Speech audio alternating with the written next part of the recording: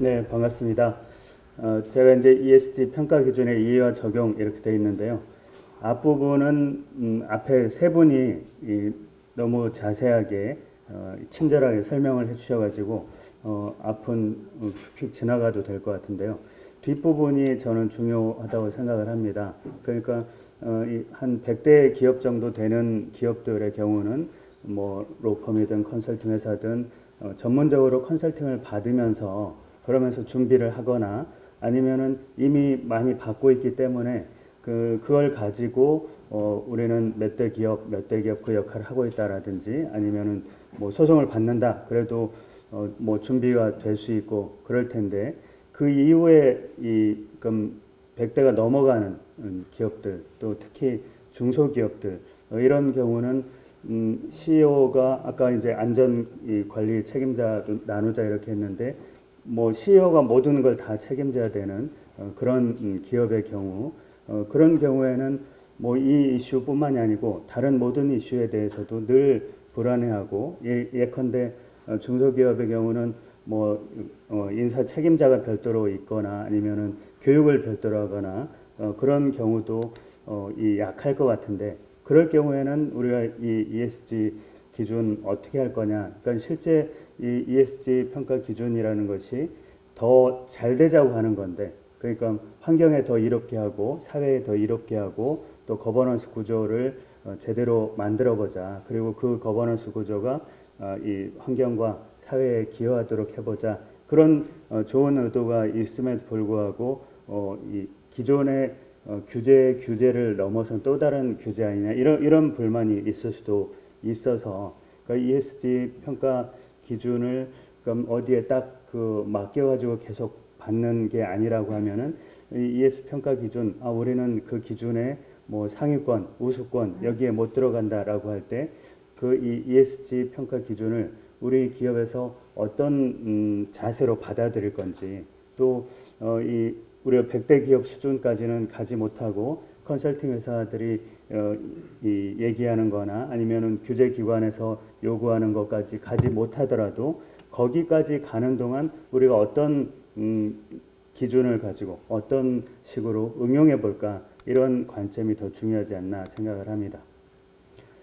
이 ESG 평가 기준들이 앞서 국외 여러 평가 기관들 그리고 한국에서는 대표적으로 이 기업 지배 구조원이 있는데 2000년대 중후반부터 이 평가가 여러모로 돼 있죠. 이것이 점검과 개선을 지원한다라고 하고 국제 기준에 맞춘다라고 하는데 기업으로서는 여전히 무리가 따르는 경우가 있는 거고요.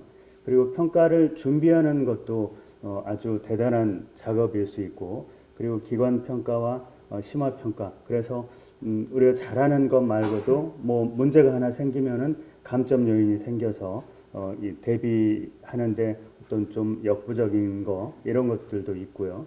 그리고 이 우수 기업에 들어가는 것도 과연 우리가 저 모든 측면에서 또는 뭐 개별 측면에서 S등급까지는 아니더라도 한 C등급까지만이라도 갈 수 있을까? 뭐 이런 고민들을 전문적으로 어느 쪽에서 할 것이냐 이런 이슈도 있을 것 같습니다. 그래서 이 ESG 평가라는 게 이해관계자들을 다 만족시키자. 그리고 이 코스피나 뭐 여러 이 사회 책임 투자의 종목 구성으로 활용해 보자. 이런 것들이 있지만 그럼 기존의 이 주식시장에 들어가는 것이 이 신생기업, 중소기업 아주 큰 이슈들인데 이것 자체가 더 강화되고 있는 측면들도 분명히 있다라는 거죠. ESG 평가 결과도 보시면은 그러니까 이 평가가 그럼 그 분야의 선도기업은 그 분야의 이제 뭐 평균 뭐 이런 계산을 해가지고 거기에 얼마나 미치느냐 부족하느냐 이런 상황이기 때문에 그럼 우리의 그 규모가 작거나 뭐 경험이 부족하거나 그러면은 우리는 절대 우수 기업으로 못 가는 거 아닌가 이런 힘이 빠질 수도 있는 평가 이 기준도 있을 것 같아요.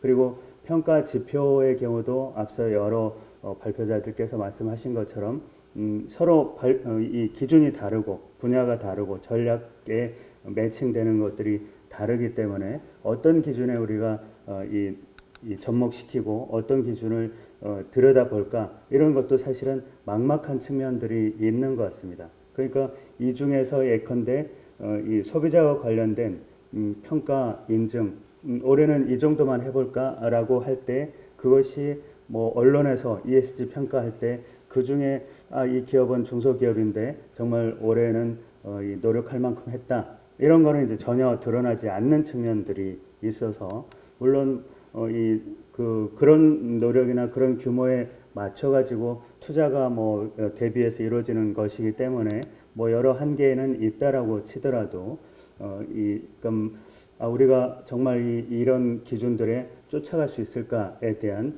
우리의 힘을 어디서 받을 거냐라는 그런 관심도 있을 것 같습니다.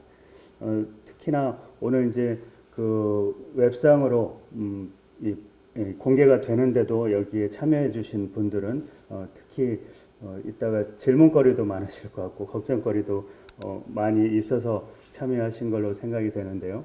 그럼 실제 이 ESG 이 레이팅을 하는 것도 이것을 다 채워가는 것, 그 중에 어떤 분야, 뭐 코카콜라를 지금 예로 들고 있는데 그런 경우에는 사회적 쪽에 또 이 사회적 기회 쪽에 더 이 초점이 들어가 있는 점선으로 되어 있는 강조점들이 있기도 하죠. 그러니까 정말 복잡한 기준이고 또 이 평가 기관마다 복잡한 기준들이 있어서 최근에는 여러 기관들이 서로 다른 레이팅을 갖고 있는 것을 좀 통합해보자. 그러니까 어떤 항목들이 들어가 있는지 들여다보자. 그러니까 좀 요약해서 보여주자. 일목요연하게 이런 얘기들도 이제 논의가 되고 있는 걸로 알고 있는데 그러니까 이런 접근법들이 조금씩 더 개선이 되고 세련화될 필요가 있겠다라는 생각을 합니다.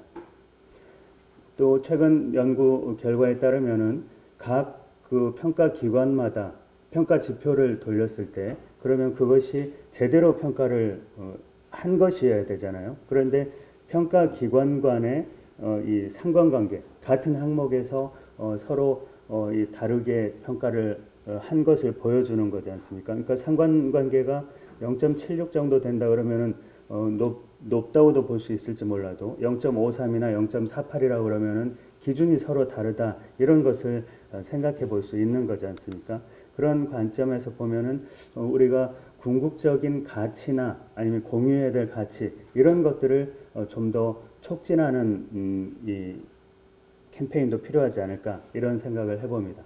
그러니까 예컨대 IS 26000의 경우는 CSR에서 이제 C자를 빼고 우리 모두가 사회적 책임을 해야 된다. 그러니까 반드시 기업에 한정된 것이 아니라 그렇게 이제 표현을 하고 있고 이 SR을 잘 한다라고 하면은 결국에는 궁극적으로 우리 이 지구의 사람의 환경의 지속 가능한 발전을 도모할 수 있다. 이렇게 이제 공동의 목표, 가치, 지향점을 얘기하고 있는 것처럼 이 ESG 평가 역시도 평가를 위한 평가가 아니라 우리가 다 함께 공동의 가치를 지향해 갈 수 있는 것들을 촉진해야 되지 않는가 하는 겁니다.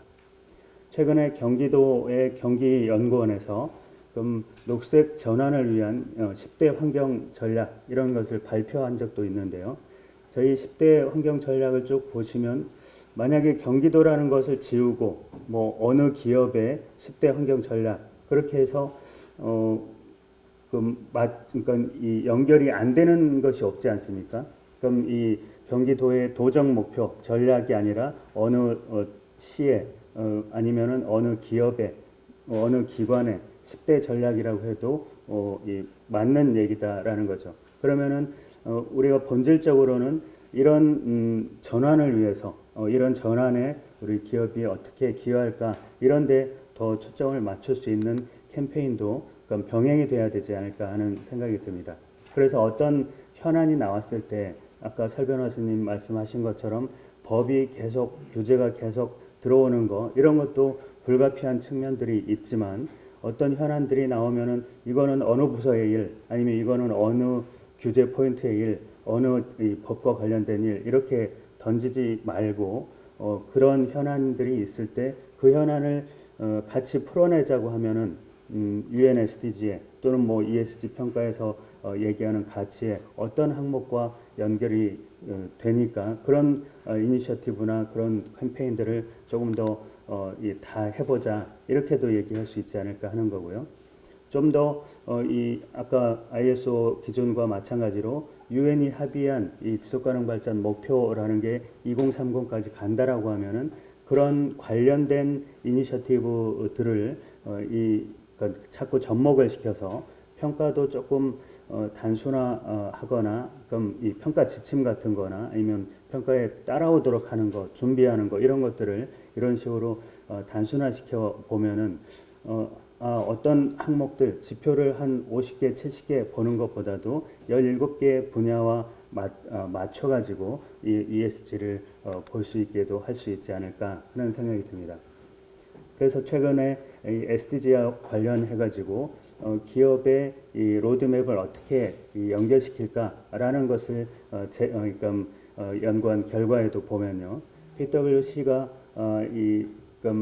SDG 달성을 위해서 목표치를 제시한 기업들을 보니까 14%. 그런데 그 목표를 공유하고 있지 않는 거죠. 그래서 이런 이니셔티브들이 계속 있어도 ESG 평가가 계속 있어도 늘 100대 기업들 속에서만 왔다 갔다 하는 거라면은 이것이 전 사회적인 의미가 떨어지지 않겠느냐라는 거죠. 그래서 연간 프로세스, 우리가 할 수 있는 만큼의 조치 이런 것들이 좀 더 잘 알려지고 그것이 또 힘이 돼서 다른 노력도 좀 해보고 이런 과정이 있으면 좋겠다라는 것이죠. 그래서 평가보다는 촉진의 의미를 두는 그런 역할도 좀 필요하겠다. 그러니까 중견 기업과의 대응의 차이가 분명히 있고 또 평가를 위한 평가가 아니라 ESG 경영을 확산시킨다는 의미가 더 크지 않느냐라는 거고요. 또 작은 규모이고 준비가 덜 됐지만 모범적인 노력에 대해서는 장려하는 의미가 좀 필요하겠다. 그리고 국제평가기관이 정했던 지표나 수치 이런 것들과의 이 괴리를 극복하기 위해서는 우리가 계속 학습 과정이 필요하겠다라는 거죠. 그래서 공감대를 확산시키고 또 몇 년에 걸칠지는 몰라도 계속 적응해 나가고 준비하는 그런 캠페인을 했으면 좋겠다라는 거고요. 제 생각에는 다행히 오늘 이 그린 포스트 코리아가 이 포럼을 주최를 했기 때문에 그럼 이 환경 경제 이 전문 분야의 언론에서 이런 이니셔티브를 좀 더 확산시킬 수 있는 그런 캠페인을 했으면 좋겠다 이런 생각을 하면서 이 발표문을 준비를 했는데요. 이 그린포스트 코리아가 뉴스 펭귄이라는 이 매체도 운영을 하고 있는데 제가 이제 행정학자라서 경영학의 이 문외한입니다만은 펭귄이라는 것이 저 마케팅 분야에서 뭔가 자꾸 시도해보는 그냥 앞서서 나가보는 그런 의미도 있는 걸로 제가 알고 있어요. 그래서 펭귄이라는 요 머리를 따가지고 ESG 경영의 어떤 평가 지표 뭐 이런 것보다도 ESG 경영을 촉진할 수 있는 그런 지표 지수로 활용해 보면 어떨까? 그러면은 이 펭귄 지수를 가지고 그럼 구체적으로 더 뭐 이 세부 지표를 마련해야 될지도 모르겠습니다만은 이걸 가지고 기업을 또 평가하는 그런 게 아니고 이런 이 지표를 가지고 그러니까 ESG 경영이 조금 더 한 단계 높아지려고 하려면 구성원과 지역사회가 조금 더 참여하고 일상적으로 교육 프로그램을 돌리고 또 기업이나 기관 간의 네트워크가 강화가 돼서 기업들끼리 우리 이 정도는 해보자 뭐 이런 것도 가능하지 않겠나 하는 거고요. 그다음에 우리 기업 차원에서 요 정도 목표는 해보자. 올해는 이 정도까지는 할 수 있지 않느냐라는 것. 그다음에 이 CEO의 인식뿐만이 아니라 구성원의 인식, 그다음에 이 우리는 뭐 무슨 독립적인 감사기관까지는 못 만들지만 자문위원회는 뭐 1년에 몇 번씩 해보자라든지 그렇게 인식이나 체계나 활동을 통일적으로 대응할 수 있었는지 정보나 과정을 공개하고 있는지 효과적인 행동 변화 전략 그러니까 철저히 하자라는 게 아니라 넛지 전략처럼 살짝 우리가 해왔던 일들을 관점만 바꿔보자라는 그런 관점들로 해보면 그러면은 이걸 실제로 어떻게 적용해야 될지는 모르겠어요. 예컨대 우리 언론사에서 우수 사례들 한번 모아봅시다라고 할 때 이 지표를 가지고 평가를 해서 우수 사례를 뭐 계속 언론에 소개하는 그런 걸로 가야 될지, 아니면은 구성원과 지역사회 참여에 이 모범 사례로 할 만하다 이렇게 개별적으로 뽑아야 할지 그거는 모르겠습니다만은, 가령 환경봉사단을 운영하고 있다.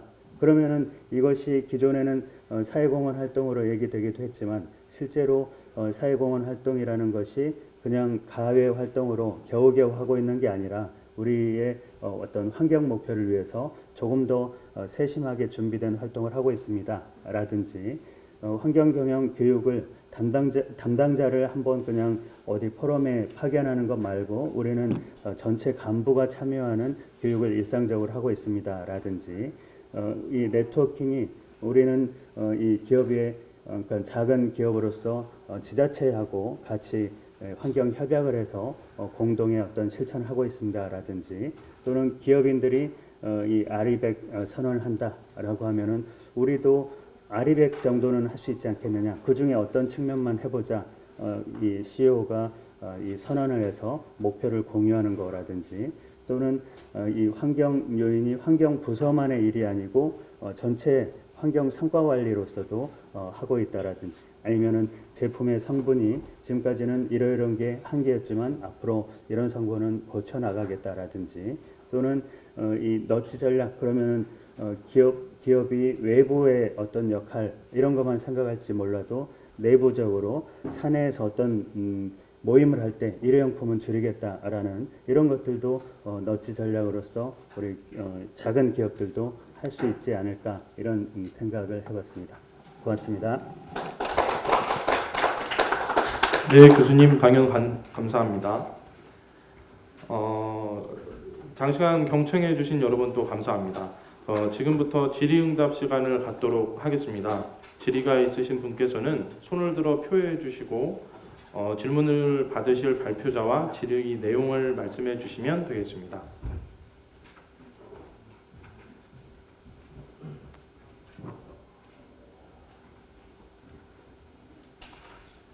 네, 제가 가겠습니다.